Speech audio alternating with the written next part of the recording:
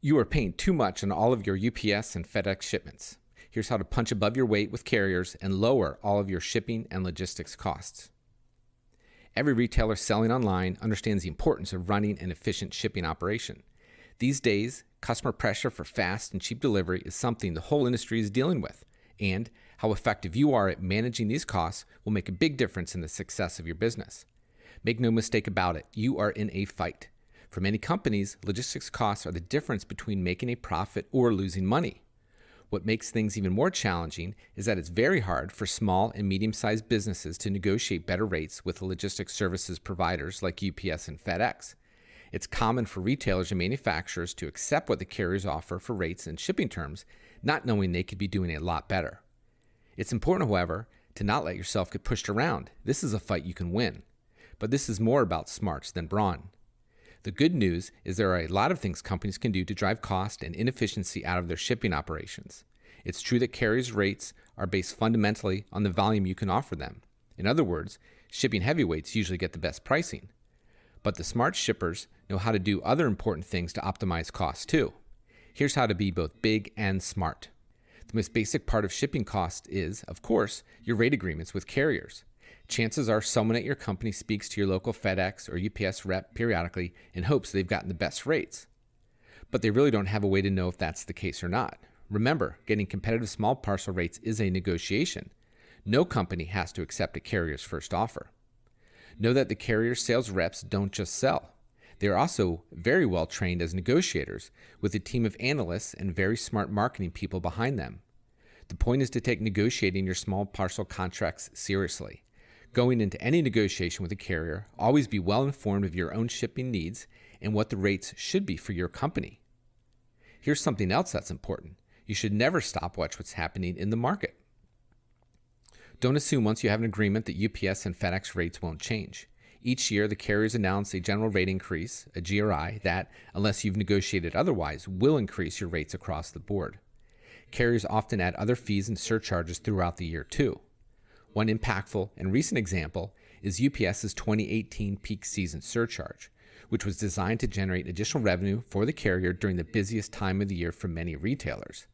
Odd and oversized shipments are becoming more common for a lot of shippers today too. Unfortunately, these types of shipments have become the focus of many of the new fees and surcharges imposed by UPS and FedEx.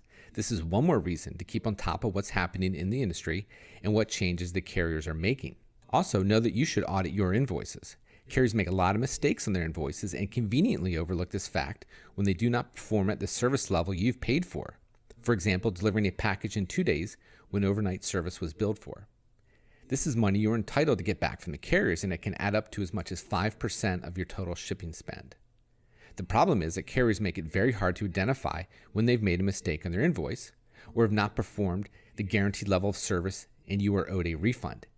There are companies like VIProcure.com that provide invoice audit and recovery services and only charge a percentage of the recovered amount.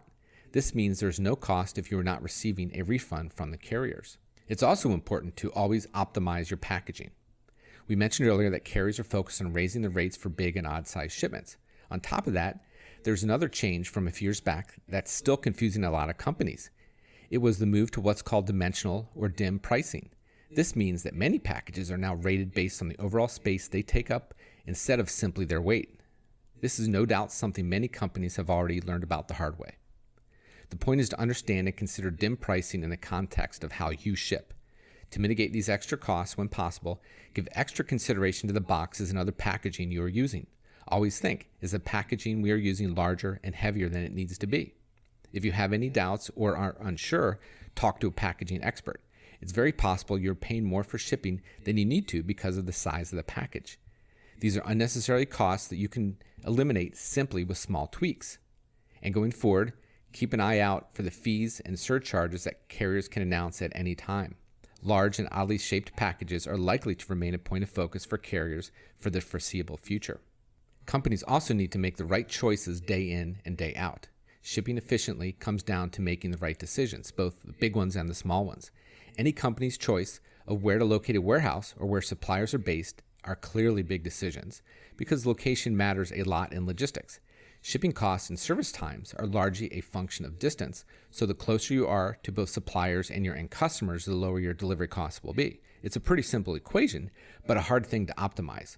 Always understand and consider the cost benefit of a low-cost supplier or operating a warehouse closer to your customer against how it will affect your overall delivery costs. For example, from both the East and West Coast, if your customers are all over the country, it can be helpful to lower shipping costs and transit times. But the cost of inventory management from two locations is extremely high. There is no one-size-fits-all answer for the optimal number of warehouses or where to locate suppliers, so do your homework. A small choice that is made very frequently is how to route individual packages. There's rarely one best way to route a shipment.